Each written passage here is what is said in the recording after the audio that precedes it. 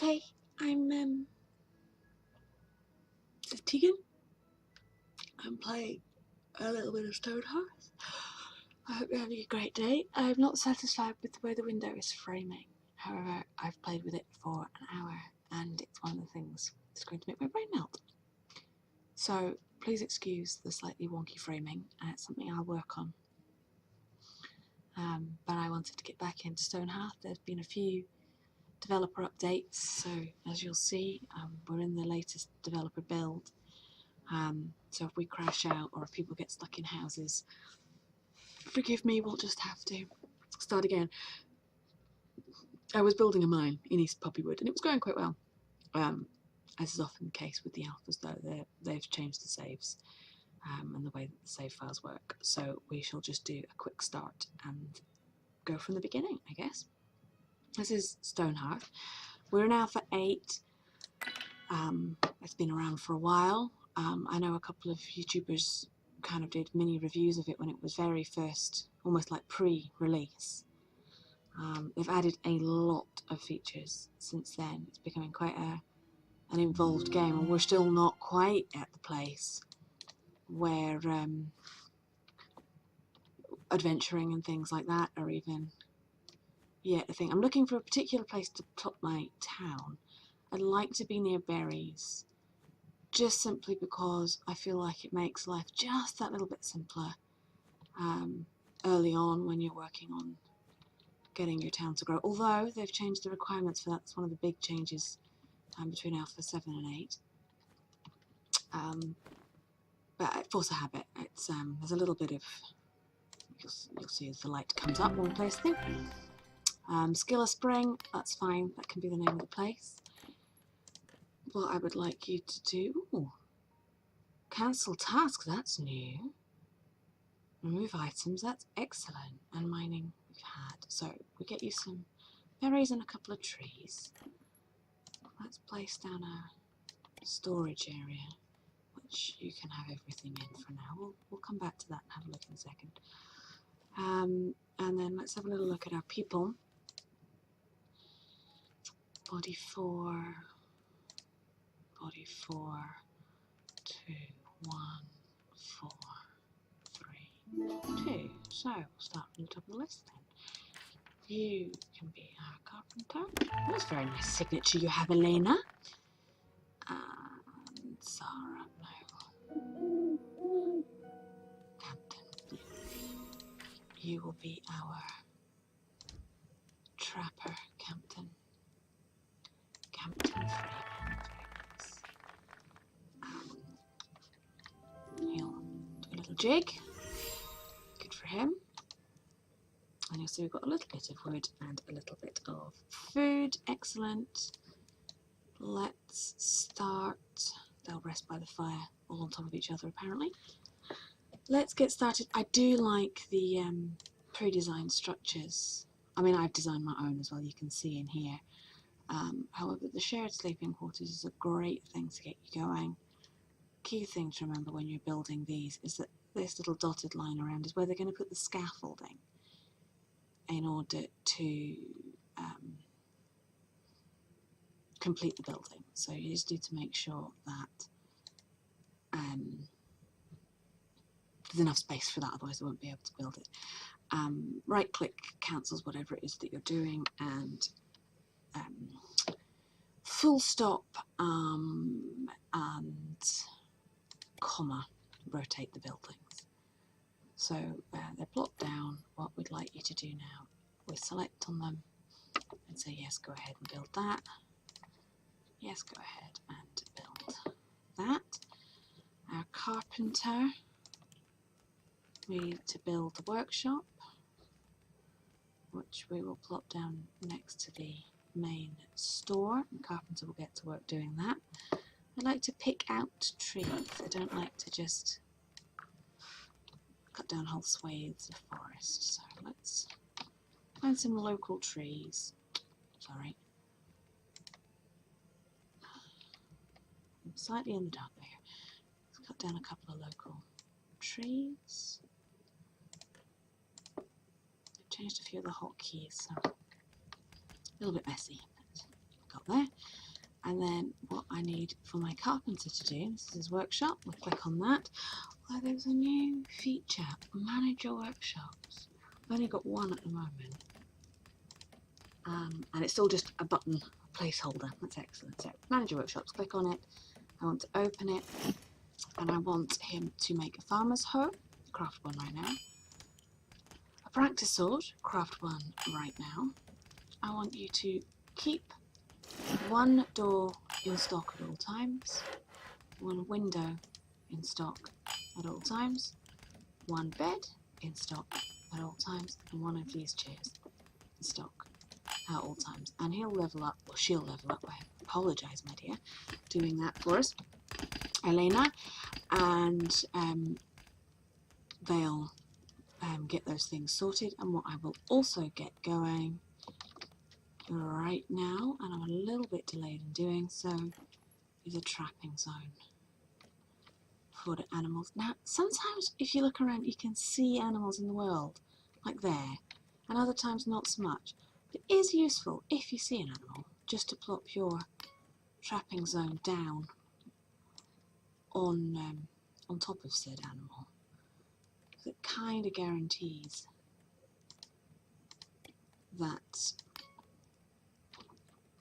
there's going to be animals there. And I like to have two, just because it gives them two areas to mooch around in between when they're working, so it gives them slightly less idle time. So Elena has now reached level 1,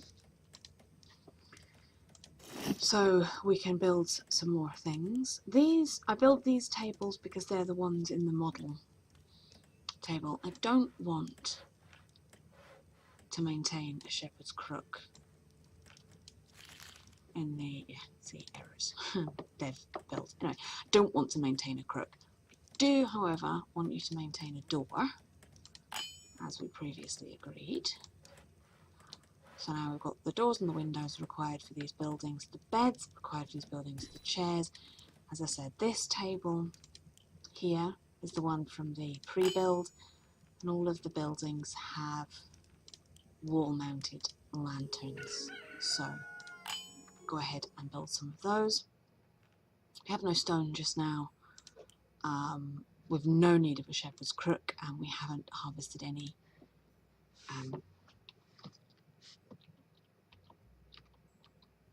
oh, I've forgotten what it's called. Bundle of silkweed or something. Anyway, we don't have any yet, so we can't make a...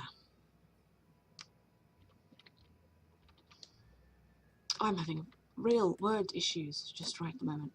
We can't make a spinner weaver because we can't make his tool just now.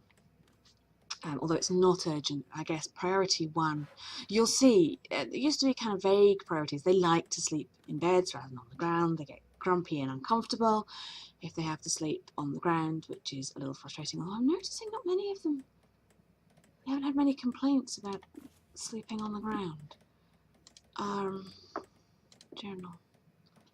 Having no food, right, but we'll get this daily update, and this kind of gives you an idea of some targets. In order to get, this is actually to get more halflings, so you need 50 food, we're fine for morale, people are relatively happy, and we need to have a higher net worth.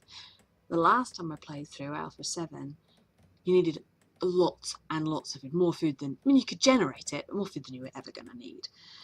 And the net worth was relatively low, so, you know, almost by the end of the first day, you'd arrived, you'd unpacked your stuff, you had enough net worth.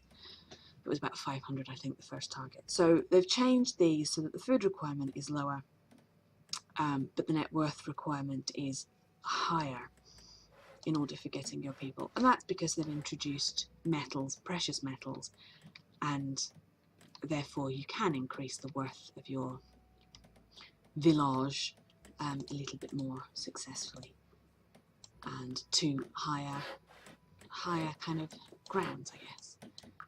You can have a higher level of wealth, be a more wealthy group without too much issue. This is the mining tool, which I will get to as soon as I can spare a couple of people. Historically, there were real problems with people not being able to walk through this scaffolding when they were building houses, and that would result in them all coming to go to sleep at night and then getting stuck inside.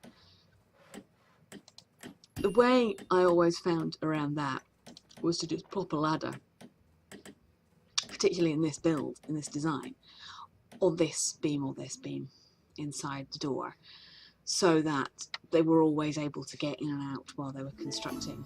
And I kind of wondered if maybe later on they might be able to add floors, and then maybe we could use the roof space as kind of an attic space and need the ladder in such a situation.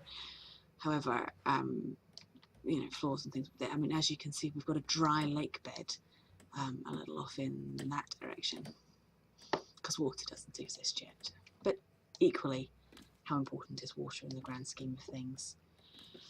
It's really good fun, you know, to have plenty of food and things like that, and lots of other stuff going on.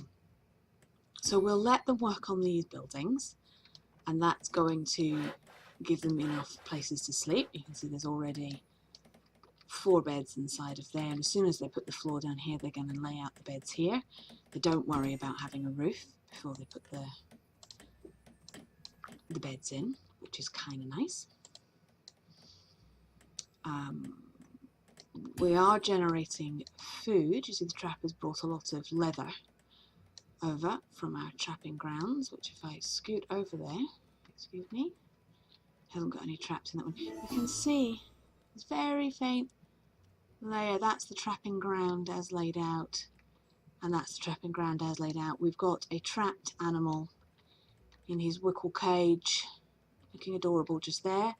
Another bunny sniffing around this cage, which was set off, but no animal was captured. So let's see what the trapper does. Pop! We've got some leather. He puts it in his backpack, and he'll toodle off back to the village and grab something to eat. Food is more satisfying if they sit in chairs to eat it, so it is a good idea to consider getting in tables and chairs fairly early, because their food, they'll be happier with their food. The food keeps them full for longer. It's generally quite a good idea. However, much more important is them having somewhere to sleep. That really genuinely makes them very happy to have somewhere to sleep.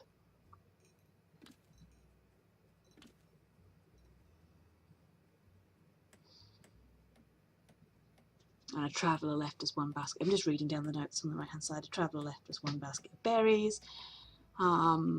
Carpenter.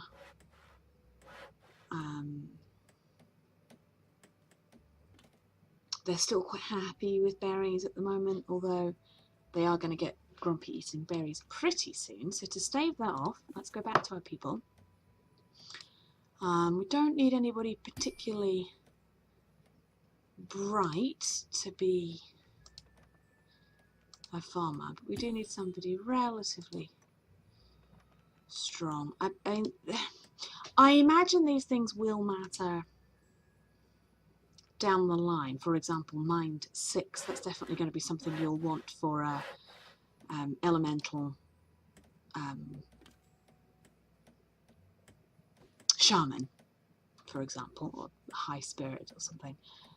But certainly, it's Ayla. Okay, well, Ayla. But for right now, it doesn't seem to make too much difference. It can be our farmer. So she'll come over, grab this shepherd's crook. Now we've got the majority of beds built for our people. We can start thinking about the next little job, which is to provide sufficient food for our people. Now, in the absence of our farm, she'll become kind of a generic labourer. She'll tend to pick up crop-related items and food-related items before she'll go back to building, for example. But she does, they'll always occupy themselves. And this time you want to place a farm. And I like mine to be 4 by 8. It's a nice size for the hearthlings to maintain if you've only got one. It means that you can have a variety of crops without causing too much strain on your farmer. Whereas I quite like to have big trapping grounds because that allows you to get a lot of meat and allows your trapper to level up fairly swiftly. So she'll merrily dig that ground. Now we have these bundles, what they're called, silkweed. It is silkweed, bundles of silkweed. We can make our spindle for a weaver. So I'd like you to just make one of those right now. And then our weaver will be able to start doing things with this leather that is arriving in the store. Slightly confused we haven't had any meat yet, but we can use leather, and leather's good for various things, and we now have the farms on the go, so we won't be struggling for food. And they just need to place one more bed, and then everyone has a place to sleep, so they're all going to be quite happy about that. As I say, the quality of the houses is better if the roofs are on, but really the priority in the first few days is getting them beds, getting them the variety of food situation sorted out. So we'll just watch them work for a little while.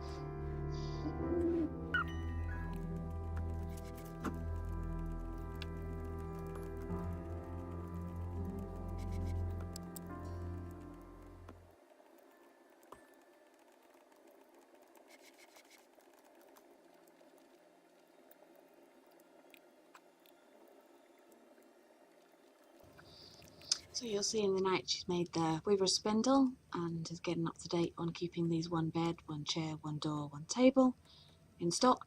Lots of meat has arrived, which means come the daily report we are going to have made our meat requirement.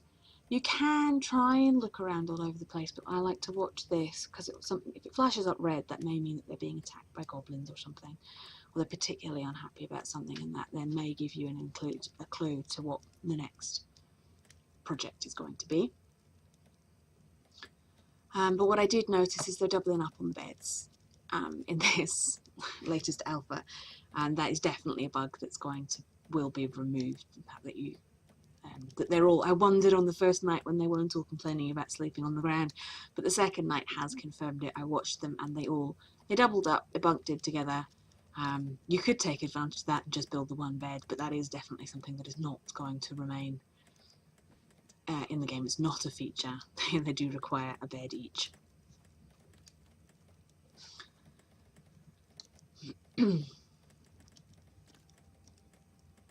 So come the morning, we'll have our daily report. We'll see how the wealth of the town is doing, and if it's not coming on well enough, we will start a mine and see if we can't search for some precious metals, and along the line potentially get a mason and a blacksmith. It's very likely that that's going to be in the next episode.